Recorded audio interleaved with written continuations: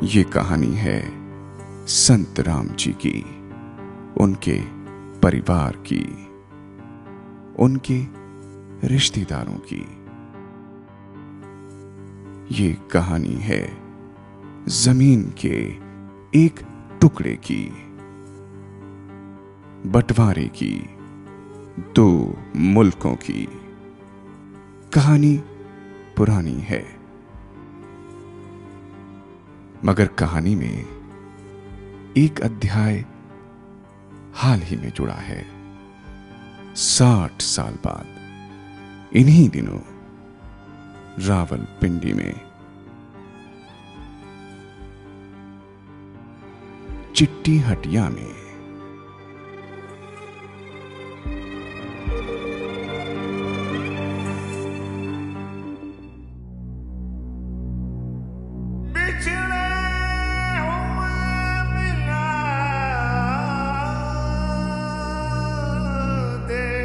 अजमेर वाले ख्वाजा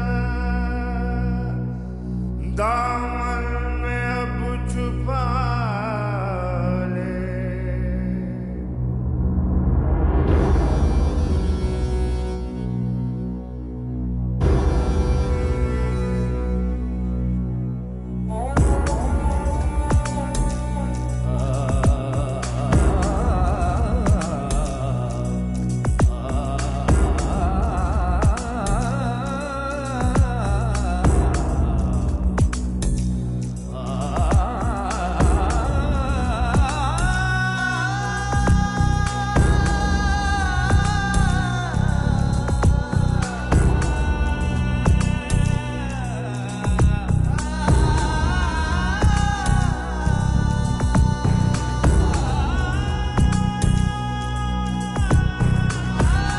क्यों लाखों लोग इन पत्थरों की ओर खींचे चले जाते हैं? शायद इनमें पुरानी यादें जुड़ी होती हैं, इसीलिए।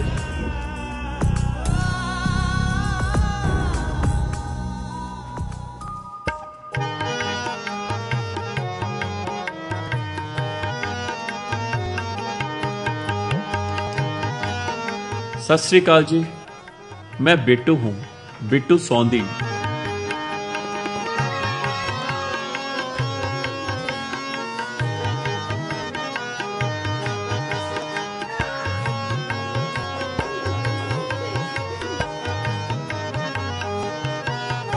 यही मेरे दारजी का घर है, जो उन्होंने पाकिस्तान से यहाँ आने के बाद बनाया। इसी घर के अंदर मैं, मेरी दीदी, मेरे भाई, हम लोग सब इसी घर में पैदा हुए हैं। दिल्ली की बीके दत्त कॉलोनी के इसी घर में मैंने अपना होश संभाला था। इस रेफ्यूजी कॉलोनी में यह घर दारजी ने खुद खरीदा था, जो पाकिस्तान से आने के बाद उनका परमानेंट ठिकाना बना। लेकिन उनके लिए तो ईंट गारे का मकान ही था, और अंतिम सांस तक वही रहा, क्योंकि उनका घर तो कहीं और था। मैं 10 या 12 साल का रहा होऊंगा, तब से दारजी और उनके घर की कहानियां सुनता आ रहा हूं कि कैसे जब वो खुद 13 के थे तो अपना घर छोड़ आए थे। क्या करते, हालात जो ऐसे बन पड़े थे। 47 में गड़बड़ हुई जी। शुरू में ही। तो अगस्त में हम वहाँ से बच्चों को लेकर वहाँ से निकल आए, कश्मीर चले गए। मेरे पिताजी वहाँ के पाकिस्तान में ही रहे, वहाँ ही अपने मकान में। वो नहीं हमारे साथ आए। मेरे साथ मेरे माताजी, मेरी सिस्टर, मेरी वाइफ, मेरे 2 बच्चे और मैं। और मेरे बड़े भाई जो थे वो पहले हमारे से 15-20 दिन पहले आ गए थे श्रीनगर में। और वहाँ हमारे शहर में मुसलमानों का हमला हुआ था। 23 गांव के मुसलमान इकट्ठे होकर आए थे हमला करने के लिए, लूटने के लिए। लेकिन शहर के मुसलमानों ने हमारा साथ दिया और उन्होंने कहा कि बिल्कुल यहाँ से कोई किसी यहाँ हमला नहीं होगा आपका, हम आपके साथ मुकाबला करेंगे, आप यहाँ से चले जाओ। वो कहने लगे हम नहीं जाएंगे, हम तो अपनी बीवियों को तलाक दे के आए हैं, या तो यहाँ हिंदुओं को ख़त्म कर देंगे या लूट के ले जाएंगे, छोड़ेंगे नहीं बिल्कुल। आज जब काफ़ी देर तक उनकी मिन्नतें होती रही, नहीं माने तो फिर वहाँ के मुसलमानों ने बोला कि तुम आ जाओ, हम तुम्हारा स्वागत करेंगे। पहले हम मरेंगे, हमारे मरने के बाद ही यहाँ के हिंदुओं का नंबर आएगा। उसके बाद हम घरों में सोते थे, हमारे मुसलमान हमारे पैरे देते थे गलियों में कि गड़बड़ ना हो जाए। ये मोहब्बत और भाईचारा, उफ, पता नहीं सब कुछ कैसे बदला होगा। आज बंटवारे की तस्वीरें देखता हूं तो रूह कांप जाती है।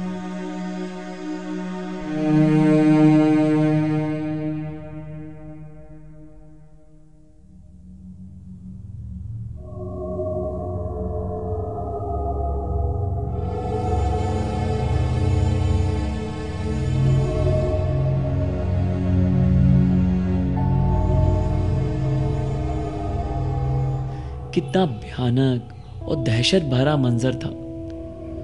सोचता हूं दारजी ने सब कुछ कैसे सहा होगा। उस छोटी सी उम्र में ही दारजी के पास ढेर सी यादें थी, अपने शहर रावलपिंडी की, अपने दोस्तों की।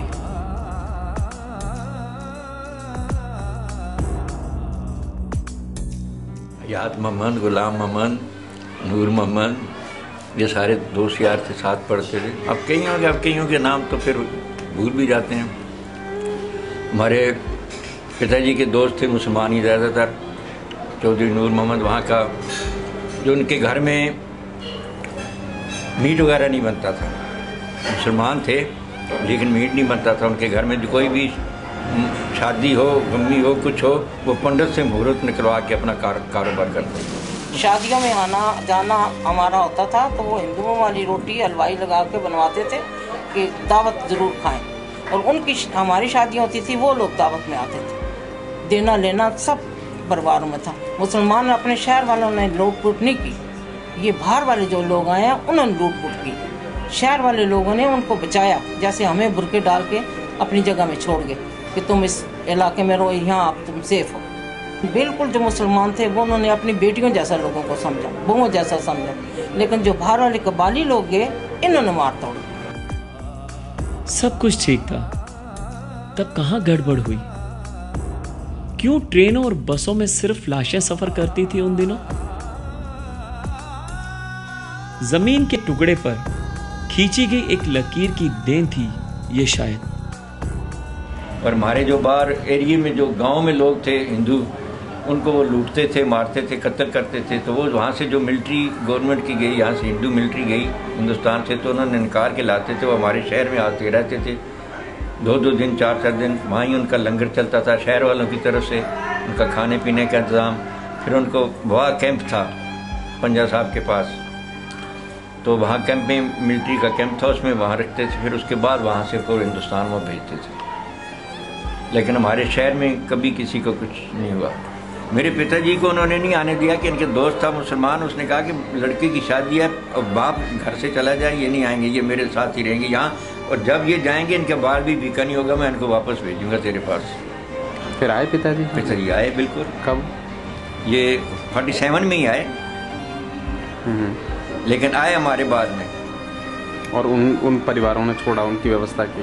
उन्होंने खुद, आदमी ने खुद उसको, उन पिताजी को बस में बैठाया। जिस वक्त तो उसको पता चला कि ये बस रास्ते में कत्ल होगी, क्योंकि आपस में मुखरी तो हो जाती थी, उसने कहा ये बस में ख़त्म हो जाएगी। तो मेरे पिताजी को उसने बस से उतार लिया, भाई नीचे आ जाओ। मैंने कहा क्या बात है? कहते आज नीचे आ जाओ, कल जाना, आज नहीं जाना। फिर इन्होंने कहा कि भाई तू जाने क्यों नहीं देता? जब चाबियाँ सब कुछ तुम्हें दे दी मैंने, सबकी मकान वगैरह की तेरे हवाले कर दिया, तो मैं तो कुछ लेके नहीं जा रहा। कहने लगा आज नहीं जाना, कल जाना। दूसरे दिन फिर उसने बस में बैठाया। वो बस रास्ते में 8 मील चल के कत्ल हो गई थी। हिंदू जो थे उसमें कत्ल कर दी गई। और उसमें मेरी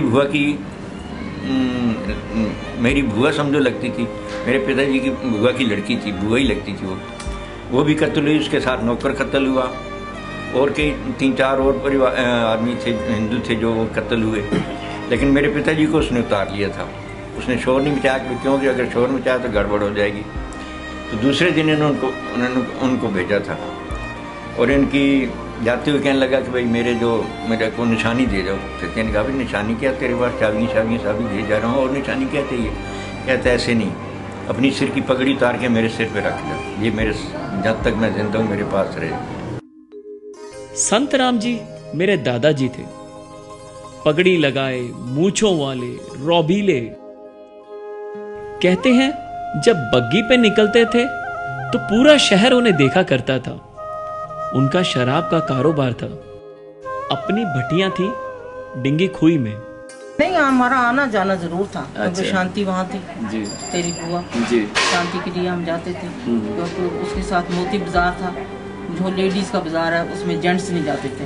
अच्छा। तेरे घर के साथ मोती बाजार है, मोती बाजार में सिर्फ लेडीज लोग का सामान मिलता था, जेंट्स वहाँ कोई घुसता नहीं था। अच्छा। तो हम लोग जब अपना सामान लेने जाते थे वो हम वहाँ जाते थे और तेरे दादा के घर में होकर आए थे।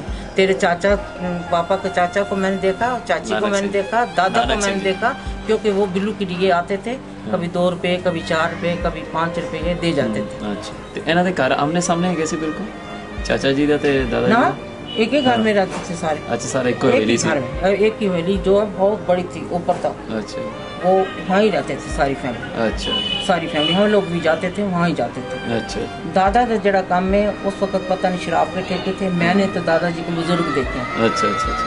जो तेरे दादाजी हैं वो इतने बुजुर्ग नहीं थे, वो बहुत छोटी एज में ते थे। दादी वगैरह सब उधर ही उसी घर ही पैदा हुए थे।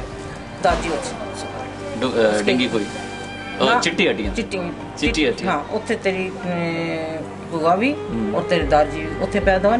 तीसरी लड़की जब पैदा हुई तो उसके बीच में तेरी दादी की डेथ हो गई। उसके बीच में जो दादा जो तेरे थे वो शराब पीने लग पड़े।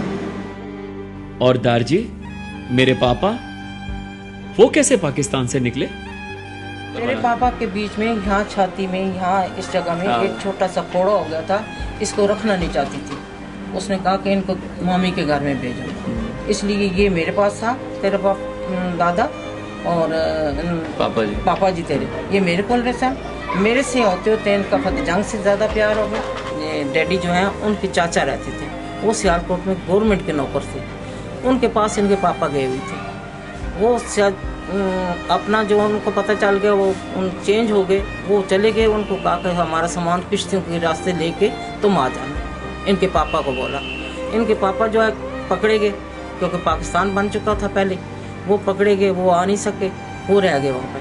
हम लोग अलग निकल गए, क्योंकि झेलम नदी से ये इस तरफ सियालकोट है, हम रावलपिंडी इस तरफ है, एक झेलम नदी बीच में पड़ती है। उसके बीच में जो हम पाकिस्तान से रावलपिंडी से आए, वो सियालकोट से आए। सियालकोट से जैसे वो किश्ती में चढ़े, मुसलमानों ने उनको घेर लिया, सामान सारा लूट लिया और इनको जो है पकड़ के बंदी बना दिया। किसी तरीके से कैसे आए ये हालात उनके वो ही जान सकते। वो भी छोटा था, मेरे से इनके पापा 2 साल छोटे हैं।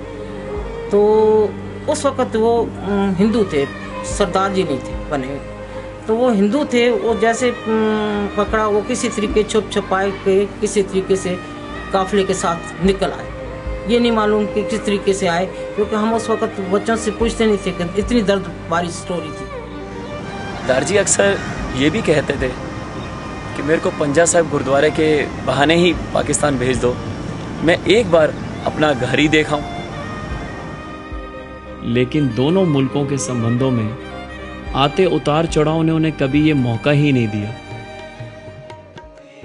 आखिरी दिनों में मैंने उन्हें सारे तीरथ कराए।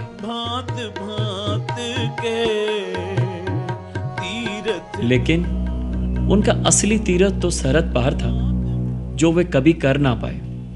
बस उनके मुंह से यही सुनता था, चिट्टी हटियां, चिट्टी हटियां, चिट्टी हटियां। चिट्टी हटियां में पीर का बाजार का इलाका था ज़्यादातर। चिट्टी हटियां कैसा था? बाजार था। चिट्टी हटियां गिनी इसीलिए जाती, हटियां का मतलब है दुकानें।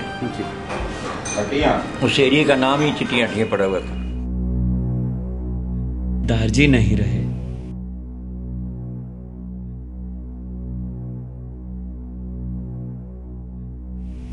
पर चिट्टी हटियां रोज मुझे सपने में आने लगा।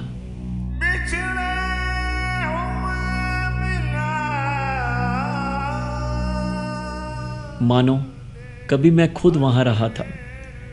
रोज दारजी मेरे सपनों में आते रहे। रोज चिट्टी हटिया मेरे कानों में गूंजता रहा। अब छुपा ले। मन हमेशा कचोटता रहा कि काश दारजी को एक बार पाकिस्तान भेज पाता।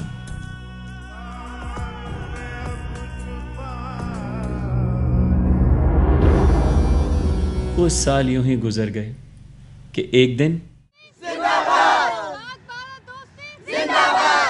पाकिस्तान से आए 20 बच्चों से मैंने खुद को घिरा पाया। शाहिद, नबीला, नरीशा बिट्टू भैया कह के मेरी बाइक पे चढ़ाते थे।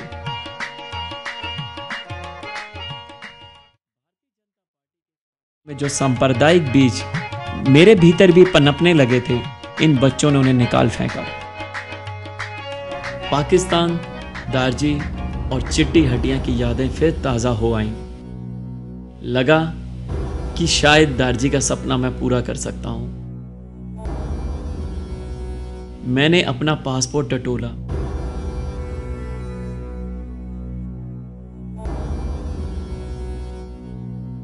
और एक सुबह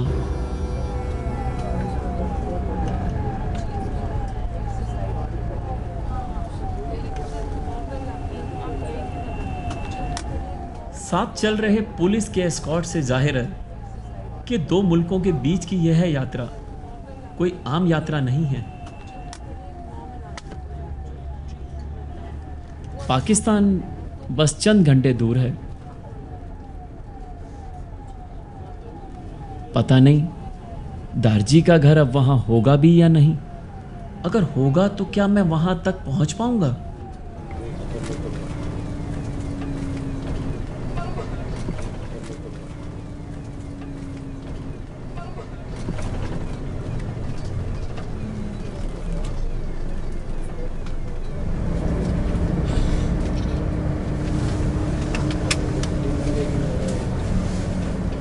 लोहे के तार और इन मजबूत दरवाजों ने कितने दिलों पर कहर ढाया होगा।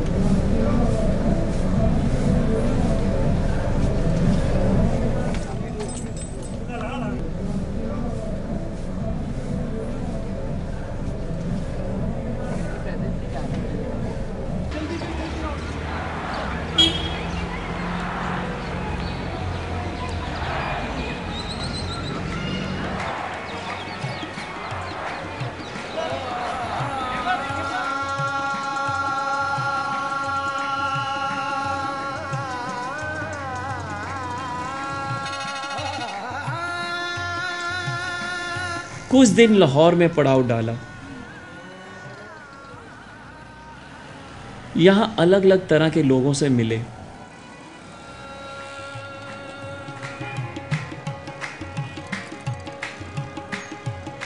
रावलपिंडी के बारे में हर संभव जानकारी ली।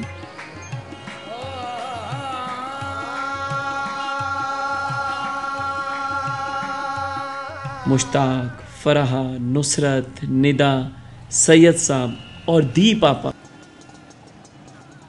सबसे एक एक कड़ी जुड़ी। दी पापा ने रावलपिंडी में अपने एक जानकार रिजवान को फोन पर बोला कि वो पहले से कुछ मालूमात करके रख ले तो बेहतर होगा। खुदा का नूर तुझ में हूबहू। मैंने लाहौर की बादशाही मस्जिद में दुआएं की और इसके साथ लगे गुरुद्वारे में मत्था भी टेका। यहां एक पल भी नहीं लगा कि मैं सीमा पार दूसरे मुल्क में हूं। सब अपने से लोग और अपनी सी मोहब्बत, लेकिन अभी सफर लंबा था और मंजिल दूर। कुछ दिन बाद हम इस्लामाबाद रवाना हो गए।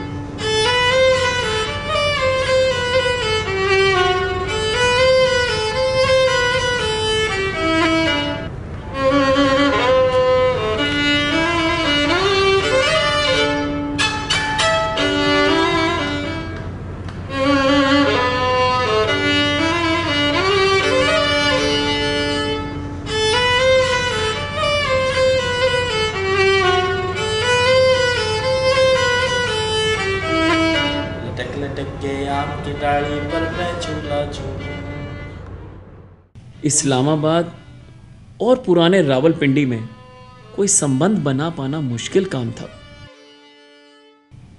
सो यहां कोई खास जानकारी ना मिल पाई। आज 6 जनवरी 2007 का दिन, जो शायद मेरी लाइफ का बहुत बड़ा दिन है, क्योंकि बिकॉज आज मैं अपने फादर का एक सपना पूरा करने के लिए जा रहा हूँ। और आखिरकार हम खुद रावलपिंडी की ओर निकल पड़े। कितना लेंगे? अरे शुक्रिया शुक्रिया। मेरा नाम मोहम्मद यूनुस। अच्छा यूनुस साहब यहीं रहते हैं आप शुरू से? नहीं सर, मैं पहले कराची में रहता था। हाँ जी। तो अभी यहाँ तकरीबन मेरे 2-3 महीने हुए। कैसा शहर लगता है आपको इस्लामाबाद? माशाल्लाह अच्छा शहर है। हाँ, पैसे वालों का शहर नहीं लगता है आपको? पैसे वालों का शहर है सर। गरीबों का तो नहीं लगता मुझे। गरीबों का नहीं है। गरीबों का गुजारा है इस शहर में? बस अल्लाह का शुक्र है, वक्त गुजरा है, लेकिन गरीबों का गुजारा नहीं है। इंडिया को तो अच्छी नज़रों से देखते हैं। ये अभी तो इंडिया के साथ दोस्ती हो गई, अच्छा हो गया। पड़ोसी मुल्क है, ये है कि मिलजुल के रहेंगे तो आपस में अच्छे ही रहेंगे। ये बात सही है, लेकिन बीच बीच में जो तनाव होता है दोनों देशों के बीच में, टेंशन होता है, उससे क्या लगता है आपको? उससे तो फिर ये अच्छा नहीं लगता। ये हमारे जो दोस्त हैं बिट्टू, इनके अपने दादाजी वहाँ रहते थे रावलपिंडी में जी। आज वहाँ जाना चाह रहे हैं, वहाँ देखने के लिए जी। पर बताते हैं रावलपिंडी बहुत बदल गया उसके बाद से। तो सर रावलपिंडी का तो मैं खुद भी इतना वाकिफ नहीं, लेकिन सुना है आप पुराना दौर आपको पता है कि कितना ज़माने के बाद ये आए होंगे। उसके बाद पहले की आबादी कैसी है, अभी की कैसी होगी, ज़ाहिर है बदल गया होगा। जहाँ आदमी रहता है या रह के जाता है ना, तो वहाँ उनकी यादें जो वो बाकी रहती हैं। सच बात। तो ऐसे लोग होंगे जो इनको जानते होंगे, इनके बड़ों को जानते होंगे, माशाल्लाह जब जाएंगे तो उनको भी देख के बड़ी खुशी होगी। जी। ये टर्निंग के ऊपर पहुंचने वाले हम लोग बस अभी। कौन से कहाँ पर है? पीर बदाई मोड़। काफी बड़ा शहर है रावलपिंडी। बड़ा शहर है जी। ये तो अभी यहाँ से शुरू हो गया, पता नहीं कहाँ जाके खत्म हो गया। अच्छा, बिल्कुल इशारा बंद है। देखें इशारा बंद है ना, चोर चौक से अगला इशारा बंद है। मैं इशारे पे खड़ा हूँ, पीछे टैंकियाँ खड़ी हैं, टैंकियों के साथ। आप कहाँ पर हैं? शेल के पंप पे खड़े हैं? शेल के पंप पे खड़े हैं, उल्टे हाथ पे, शेल वाले पंप की साइड पे। मैं फिर ऊपर से घूम के आऊँगा। रिजवान भाई यहाँ हमारी मदद के लिए तैयार थे। वो अब आगे हमारे साथ ही चलेंगे रावलपिंडी तक। वो खुद अमन के हिमायती हैं और हाल ही में इंडिया होकर आए हैं। मैं आपको बड़े मज़े की बात बताऊँ कि जब हम लोग यहाँ से जा रहे थे तो दीप आंटी ने काफ़ी पहले से मुझे कहा हुआ था। मैंने इवन पासपोर्ट वगैरह सब कुछ कर लिया, वीज़ा भी मिल गया, सब कुछ हो गया, लेकिन घर वाले राज़ी नहीं थे। इवन जिस दिन अब सुबह हमने जाना था तो रात को दीप आंटी ने कॉल की। मैंने कहा मेरे घर वाले नहीं मान रहे। तो कहते हैं कि वहाँ पे ऐसा है, पुलिस पीछे लग जाती है और वो पाकिस्तानियों के ख़ास वॉच करते हैं और बहुत तंग करते हैं, ये होता है वो होता है। तो दीप आंटी ने रात को कॉल की कि नहीं ऐसा कुछ नहीं है, आप बताओ अम्मी को बताओ, कुछ नहीं होगा, आराम से हम जाएंगे, आराम से। तो फिर मैंने इस तरह फिर अम्मी से बात की और फिर परमिशन ली। तो जब वहाँ पर गया तो फिर भी अभी हम जा रहे थे तो मेरे जहन में था कि यार कहीं वही बातें सही ना हो, किसी मुश्किल में ना हम फंसे। लेकिन वहाँ गए तो टोटली डिफरेंट था, कुछ भी नहीं जिस तरह आप अपने मुल्क में फिर रहे हो, कुछ भी। सब लोग इतने ब्रदरहुड से मिल रहे हैं और सब कुछ, कोई इतना फ़र्क नज़र नहीं है। दुनिया के हर इंसान में ये होता है कि वो अपने से दूसरे लोगों के साथ कम्युनिकेट करे और भाईचारे को बढ़ाए और अमन और सुलह की बात करे। तो ये तो आई थिंक अब दुनिया के हर बंदे की ख्वाहिश होती है। और वो जो पीस नहीं चाहते वो कौन लोग हैं फिर?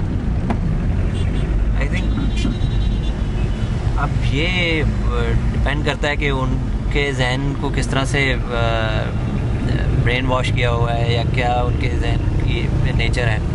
अच्छा, पहले अभी हम जा रहे हैं कमेटी चौक, ये शादी टालियाँ, उसके बाद राजा बाजार से फिर हम लोग चिट्टी हटिया वहीं आएगा, राजा बाजार के पास ही है जी। अच्छा, कहते हैं रावलपिंडी अब बदल गया है, लेकिन मेरे लिए किसी भी नए शहर जैसा है। वो शहर जहां मैं कभी आया ही नहीं। कुल जमा एक आदमी जिसे मैं जानता हूं वे हैं रिजवान भाई।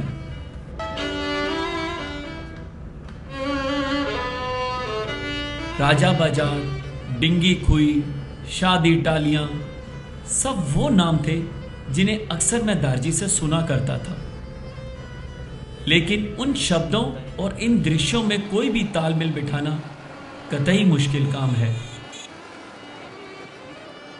दैत्याकार होर्डिंग्स, धार्मिक, सियासी और फिल्मी, धुआं उगलती गाड़ियां और ये कोने पे खड़ी सजीली बगियां,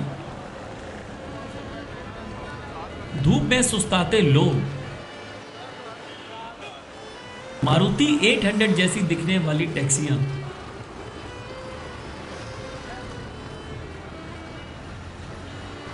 बिरयानी बेचते ठेले, फल की सजीली दुकानें और छोटे छोटे झुंडों में गपियाते लोग। यही है आज का रावलपिंडी। पता नहीं दारजी ने कैसा देखा होगा। अब बताइए कहाँ पहुँच गए हम लोग? ये हम शादी टालियाँ हैं जगह। ये राजा बाजार के अंदर आए हम लोग। ये कह लें कि ये लोकेलिटीज राजा बाजार के करीब हैं। बिंगी कोई इधर मतलब कि शराब के ठेके पर घर जड़ा से चिट्टी हड्डियां चाहेगा। चिट्टी हड्डियां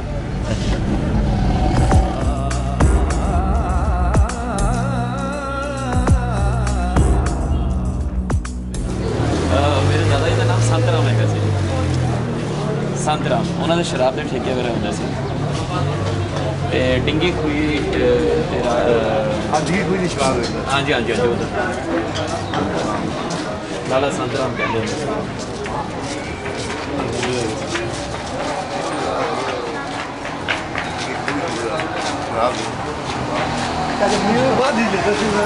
नहीं चिट्टी हड्डियाँ चिट्टी हड्डी पीछे रह गई। हाँ जी एक मिनट देता दसना मेरे नाल लोकल गाइडेंस है समझाते हैं। हाँ हाँ चिट्टी हड्डियाँ गुरुद्वारे सामने बिल्कुल कर दे।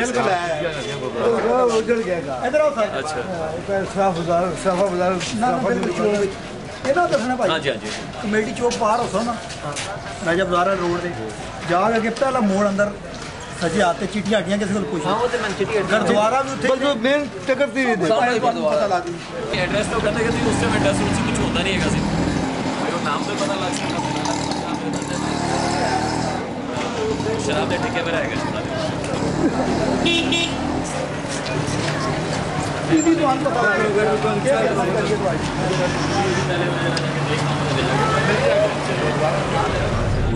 गलीच गुरुद्वारा। हाँ है गलीच जी।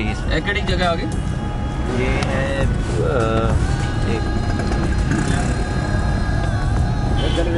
है गलीच नहीं इधर से जाना इधर से बैठना वो सामने गुरुद्वारा जो है इधर ये मंदिर है मेरे ख्याल से जी। इधर ही चले ले लो जी इधर ले लो। एक सेकंड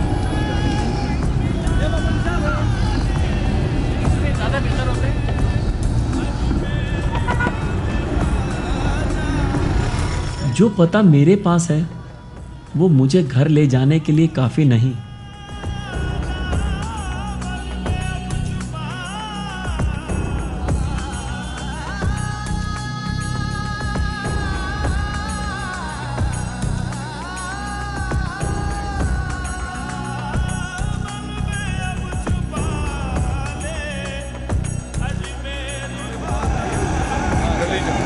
गलियां सारियां होती हैं चले जाओ आराम से कोई ऐसी गल आओ तो चाय पिए आगे भी आएगा जी मैं आगे आओ तो इतने भी मुड़ के मेरे चिट्टी हट्टियां अपने आप में बहुत बड़ा और फैला हुआ मोहल्ला है। जाहिर है नए ढांचों ने यहाँ की तस्वीर को भी पूरी तरह बदल दिया है। अच्छा लाला संतराम होंदा सी जुनाब शराब दे ठेके होंदे सी शराब दे ठेके से जी शराब दे ठेके हाँ जी आगे पासे 3 से 4 तो पांगे हाँ बिल्कुल बिल्कुल ठीक है जी बिल्कुल ठीक है जो निकलेगी ना ये आपका मोहन सिंह हाँ जी माधो सिंह नानक सिंह जो कुछ है ना सब कुछ उन कागजों के अंदर आ जाएगा। मैं आना जी वापसी जाना मैं आगे उन्हें मिलना जी उन्हें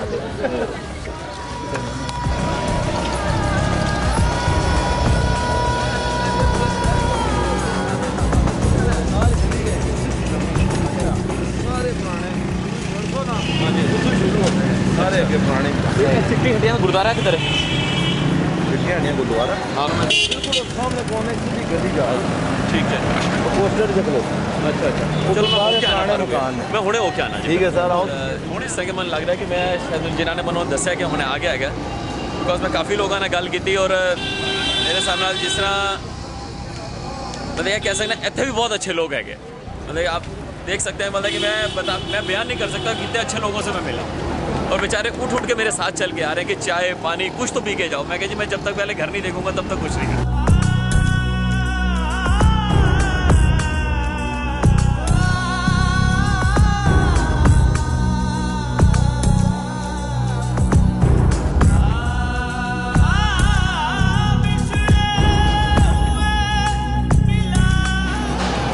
चिट्टी हड्डियाँ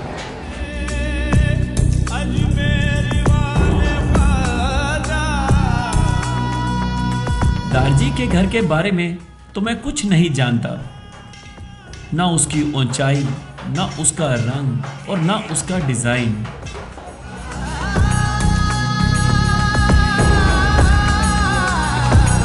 कोई एडवाइस करो दूसरे स्किल में दिए जनाब 10 से क्योंकि है इसी गली ची मेरे घर है चिट्टी हड्डियाँ से नहीं तो गुरुद्वारे वाली गली दस है गुरुद्वारे गली होती सी इधर गुरुद्वारा नहीं मंदिर केड़ी जगह गुरुद्वारा मंदिर वो परे पासे गली नहीं चिट्टी हड्डियाँ से दसिया चिट्टी हड्डियाँ से अगे से मंदिर कोई नहीं। अच्छा भावड़ादार मंदिर है अच्छा गुरुद्वारा कोई नहीं है गुरुद्वारा ही तुझी कहते हो गुरुद्वारा अच्छी है किधर पीछे भी गली इस गली से इस गली से गली अच्छा ये मामूली बोले नाल ही गुरुद्वारा। अच्छा इस गली कहाँ पर बता रहे हो? वो दुकान पे बैठा जो से बूढ़े सास भी है ना वो है मेरे नाना वो उनसे पूछते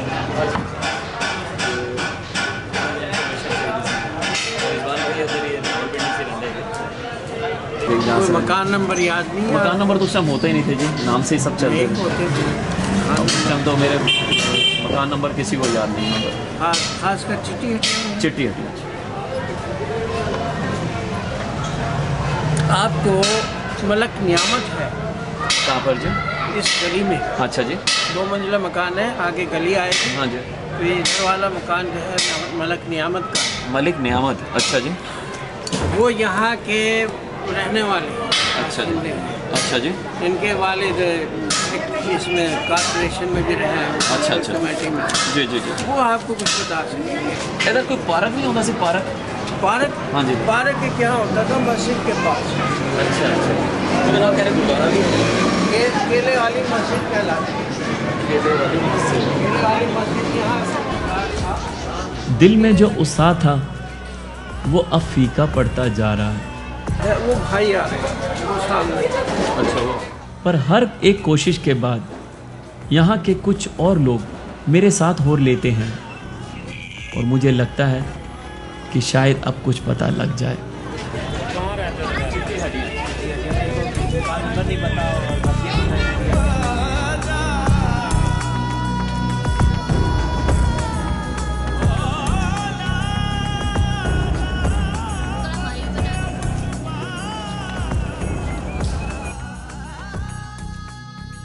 इंगी खुश ਤੇ ਸ਼ਰਾਬ ਦੇ ਠੇਕੇ ਹੈਗੇ ਸੀ। ਹਾਂ ਬਿਲਕੁਲ ਠੀਕ ਹੈ ਜੀ। ਤੇ ਉਹਨਾਂ ਦਾ ਸਾਡੇ ਫਾਦਰ ਦਾਦਾ ਜੀ ਦੇ ਸ਼ਰਾਬ ਦੇ ਠੇਕੇ ਹੈਗੇ ਸੀ। ਲਾਲਾ ਸੰਤਰਾਮ ਨਾਮ ਹੈਗਾ ਸੀ ਜੀ ਉਹਨਾਂ ਦਾ। ਤੇ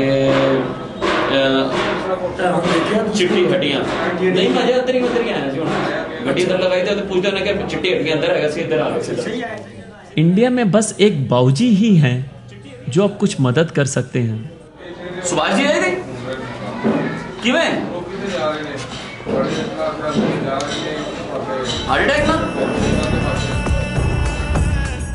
लेकिन आज ही उनके दामाद का दिल्ली में इंतकाल हो गया है। ऐसे में उनसे किस तरह बात करूं समझ नहीं आता। एक मेरे नानक सिंह होंगे सी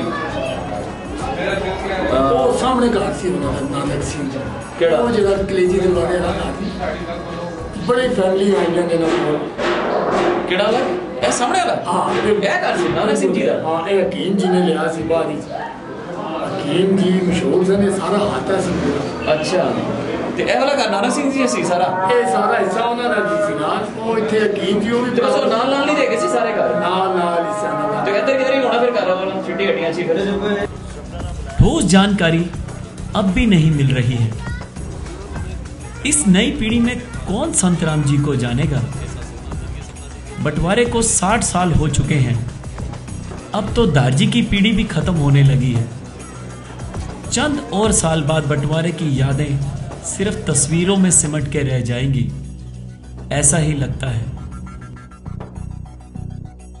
हाजी सैयद हसन जमाते इस्लामी के कार्यकर्ता हैं, एक कट्टर धार्मिक संगठन के। वो सुबह से हमारे साथ घूम रहे हैं गली दर गली। लेकिन यहां इस वक्त सब लोग मुल्क, धर्म और जात से परे एक साथ बैठे हैं इंसानियत के नाते।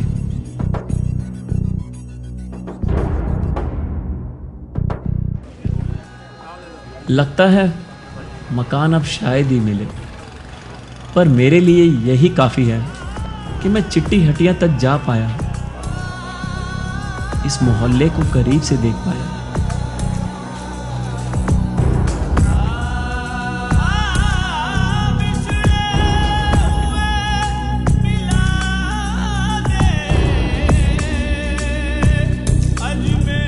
बंटवारा ना हुआ होता तो आज मैं खुद इन गलियों में घूम रहा होता।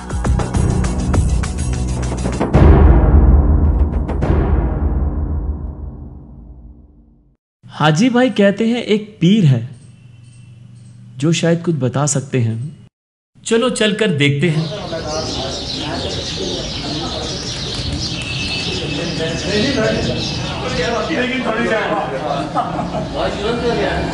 सैयद हसनैन अली शाह है, मेरे वालिद का नाम सैयद शफात अली शाह है और चिट्टी हटिया का मैं रहने वाला हूँ। साला कितना है कोई पता नहीं। 250 साल तो। हाँ अच्छा जी। चंपल होना जी, इन्हों के बुजुर्ग आलम जी जितने बुजुर्ग हो गुजरे सब की जम्मे पैदाइश की थी चिट्टी हटिया। अच्छा। अपने मकानात ज़मीना जगह नूना ग्राम एक अलहमदुलिल्लाह वो भी तो जितना बेहतर है जानते ना पुराने साथी हैं जी जी असं जितने चिट्टियाँ हटियाँ तुम 2 घंटे बैठे रहो मन नहीं ना पता अगर या रियाज भाइयाँ नहीं पता तो फिर समझ लो पूरे चिट्टियाँ हटियाँ किसी को भी नहीं पता। माँ सवाया स्नेह ठाकर दास को मैंने खुद अपनी आंखों से देखा है। शराब का काम किया करते थे। जिस वक्त पाकिस्तान पार्टीशन के बाद वो पाकिस्तान में आए उस वक्त मेरी मुलाकात हुई है। ज़ईद थे, उसके बाद नहीं आ सके, अल्लाह जाने फिर दुनिया से जाने आकर। फिर एक इंदर सिंह थे, उनका मकान भी हमारी गली में था, वो भी आए हैं, वो भी मेरे अबाव दाद को मिले हैं। मेरे वालिद साहब के मामू थे अपना सैयद मामूद अली शाह, और इसी इकबाल रोड के ऊपर उनकी बड़ी चक्की थी आटा पीसने की। ये जो आपके सरदारा वाले से अपना सिख थे मोहन सिंह, सोन सिंह, उनकी बारातों में उनमें आना जाना यानी कि दोस्ती आ रही थी बड़ी उनसे, हिंदुओं से भी और सिखों से भी। और मज़े की बात मैं आपको बताऊं कि हमारे मोहल्ले में कोई में साहब सन 47 में नहीं हुआ। बड़े इज्जत एहतराम से हिंदू सिखों को भेजा गया यहाँ से। बहुत बढ़िया बात है ये। और देखने हमारी गलियों में कोई दरवाज़ा नहीं लगा। इसका क्या कारण हो सकता है? क्योंकि बंटवारे के समय बहुत खून खराबा हुआ था, लेकिन यहाँ क्यों नहीं हुआ ऐसा? हमारी गली इसलिए यहाँ 2-4 गलियों में इसलिए नहीं हुआ कि यहाँ अपने बिल्कुल दोस्त यार बहन भाई बने हुए थे, सारे बहन भाई बने हुए थे। और आप आज घूमेंगे बरखुरदार तो आप देखना दूसरी गलियों में दरवाजे लगे हुए हैं, हमारी गलियों में कोई दरवाज़ा नहीं। मैं मदरस भी जाना है, गुरुद्वारे भी जाना, बल्कि मैं ड्यूटी भी करके आया 50 साल में। उनसे मैं देख के इस कदर खुशी हुई अपनी मुसलमानी पे शर्म आई। मिलेगा जब जिस वक्त। अरे शायद ये बाऊजी का फोन है इंडिया से। आसान हो गया इंडिया से ओम प्रकाश वोरा जी है। सलामकुम जनाब, खैरियत है? ठीक हो? बड़ी मेहरबानी। तो ये बच्चे आए हुए हैं, मैं इंशाल्लाह जो मेरे पास मालूमात है मैं इनको दूंगा। थोड़ा हिंट लो। अच्छा आप ऐसा कीजिएगा ना, थोड़ा सा हिंट मुझे बता दें ताकि मैं उस जगह पे उस लोकेशन पे जल्दी पहुंच जाऊंगा। चिट्टियाँ हटियाँ जी जी जी, कुछ मकान नंबर का कुछ लोकेशन। अच्छा चिट्ठियाँ हट्टियाँ क्योंकि तो बड़ा वसी है ना, तो जिस वक्त तक जिस वक्त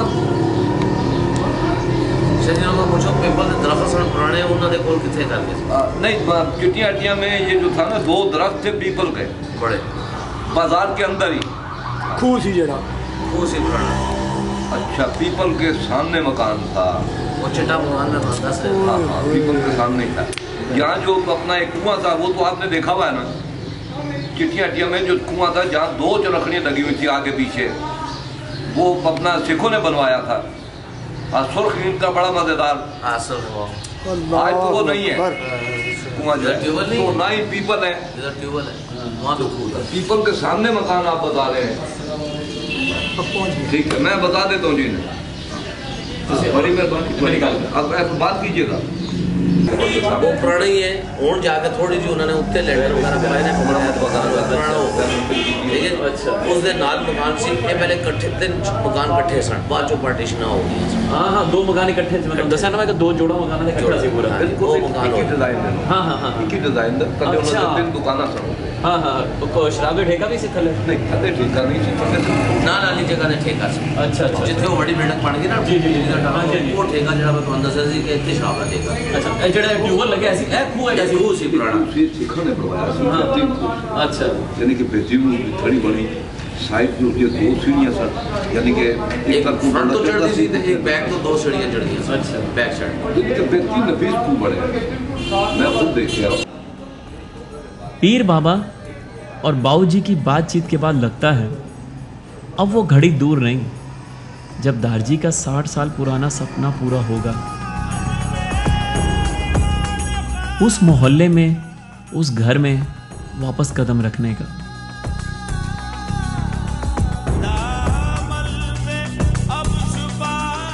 दिल भारी है और आंखें नम।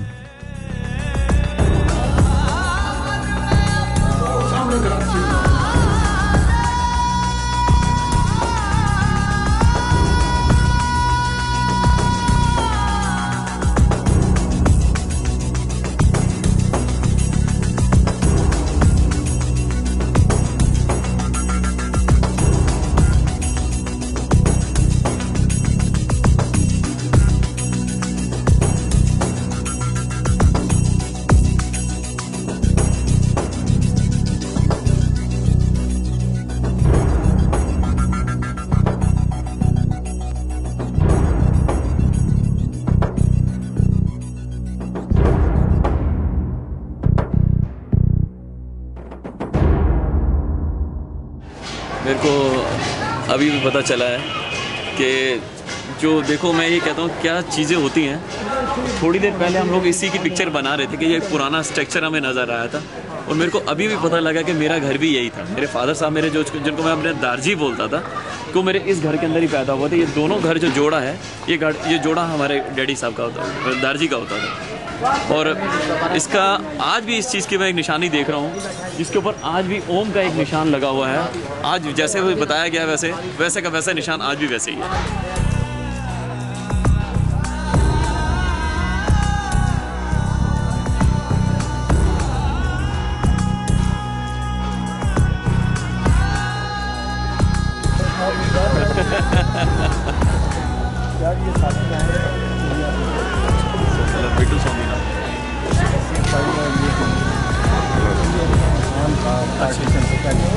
आप पहले बात कर लीजिए फिर हम आते हैं, ठीक है ना? पहले बात कर लीजिए।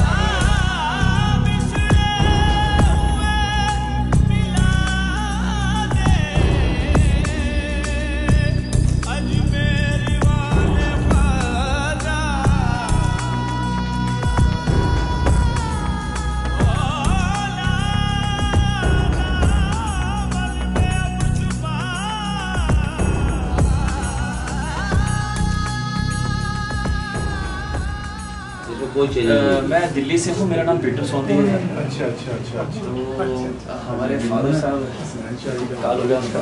अच्छा तो बस अभी आइए सर। भाईजान अस्सलाम वालेकुम। अस्सलाम वालेकुम। ये सब इनकी मेहरबानी है जी, जिन्होंने हमें पूरा इतना सहयोग दिया यहाँ पर। भाई है जी। रियाज भाईजान आज आ गए और आप खुश हैं?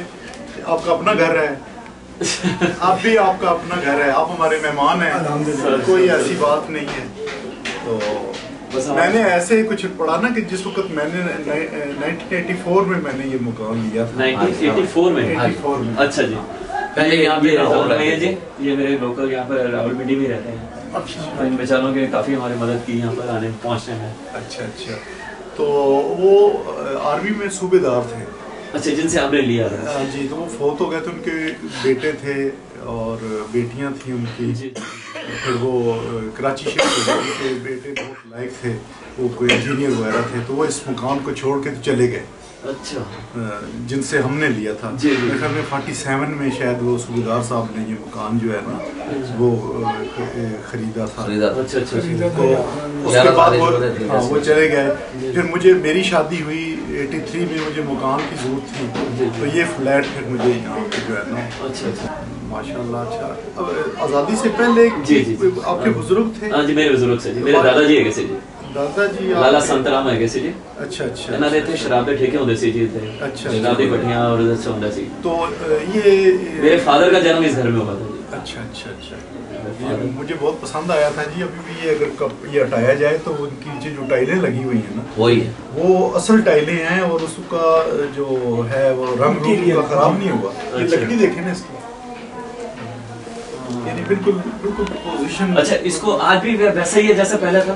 वही मैं आपको बता रहा हूँ, सेम थिंग, कोई इसमें चेंजिंग नहीं है। ये कराया ना जी, इसको पेंट करवाया या इसमें ये है कि इन्होंने छत पे थोड़ा सा बनवाया, थोड़ा सा टोटली हूबहू। अपना नाम बताएंगे जी? अबरार हुसैन जी। अबरार हुसैन जी। मैं मिलिट्री अकाउंट्स में यहाँ पे। अच्छा, मिलिट्री अकाउंट्स में? हाँ जी। अच्छा अच्छा। क्योंकि मैं ये कह रहा हूँ कि जी इस चीज के लिए ना हमारे फादर लास्ट मोमेंट तक भी हमें यही कहते रहे, यार मैं एक बार पाकिस्तान जाना, मेरा अपना घर देख के आना जिस घर में मैं जन्म हुआ था मेरा सारी। तो मैं जब ये मरम्मत कराने लगा ना बाहर की, जी जी, तो उन दिनों अप्रैल का महीना था, बैसाखी थी। जी जी। तो सरदार साहबान जो है इंडिया से आए हुए थे। अच्छा। तो फिर मैंने एक सरदार को रोक कर मैंने कहा कि ये देखो ये क्या लिखा हुआ है, ये फ्री और इस तरीके से।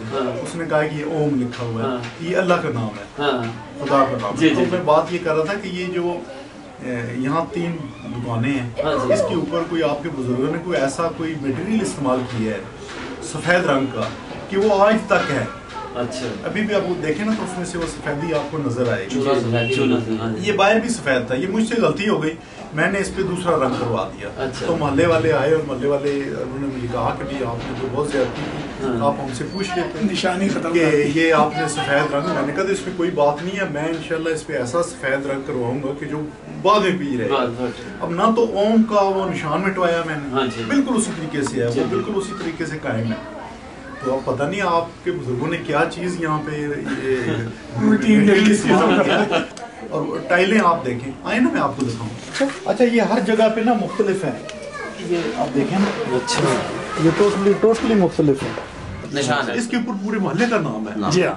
और हमारे बड़े बड़े अफसर हुए हैं, बड़े बड़े चिट्ठियाँ हटियाँ के लोग जो है ना, और ये मोहल्ला भी मरकज है, दिल में आता है पिंडी के। मतलब ये गवर्नमेंट का कोई भी सदर बनता है ना, चिट्ठियाँ हटियाँ लाजमी आएगा, इतने इतने बड़े थाम यहाँ पे रहते हैं कि सदर जरूर आएगा। एक जनरल ज़ियाउल हक साहब आए, फोटो वगैरह आए यहाँ पे, सदर वगैरह यहाँ पे आए। सर मैं जूते उतार लेता हूँ, मैं जूते उतार। स्टोर बनाया हुआ।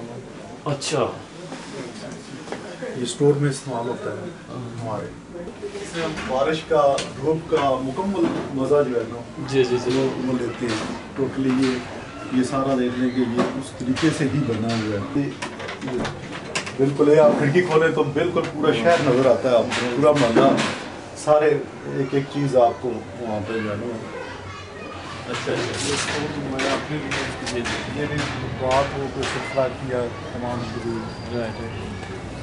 फैज की किताब है जी। आप चूंकि अचानक ही आए तो वरना मैं तैयार होकर नहीं सर, मैं सोच रहा था कि जब आप वहाँ से शायद कोई बंदा याद नहीं रहती। जी। लेकिन ये जो चीज़ है ना, ये आपको इसकी इसमें ये है कि फैज़ अहमद फैज़ की ये किताब है।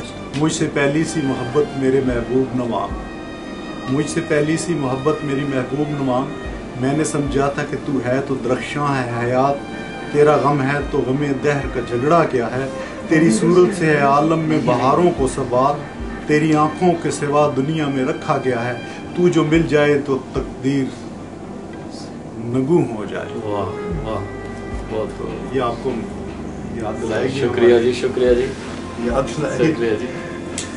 उनकी रूह यकीनन खुश होगी, आप जो यहाँ आए तो खुश होती होंगी, उनकी आत्मा को इत्मीनान और सुकून मिलेगा। तो मेरे जो बुजुर्ग थे वो भी जब ऐसी बातें करते थे, एक प्रोफेसर आए अपने गांव में गए, उन्हें वो दरख्त ही नहीं, बड़ा का दरख्त होता है ना वो ही उन्हें वो कहते थे कि मैं बस उसके नीचे थोड़ा सा टाइम गुजार दूँ। तो गांव वाले छोड़ते नहीं थे, उन्होंने कहा अच्छा भाई 1 घंटा मैं इसके नीचे गुजारूंगा। उन्होंने क्या है जी मिट्टी है, उन्होंने कहा नहीं इसी मिट्टी में तो मैं वो दोस्त खेला करते थे और वो तो यकीनन आपके लिए अच्छी बात होगी। तो आप ही एक घर है और जब भी आप आए तो इसके दरवाजे आपके लिए खुश। शुक्रिया जी, शुक्रिया, मेहरबानी थोड़ी जी, मैं थोड़ा ना टाइम लिया है तो तकलीफ देती तो अब तो बेहतर है कि खाना खा के जाएं। मैं तो ये कहना चाहिए मेरे फादर साहब उत्ते बैठे देख रहे होने, शायद उन्होंने आशीर्वाद ये कि मैं इत्थे तक पहुंचे आएगा।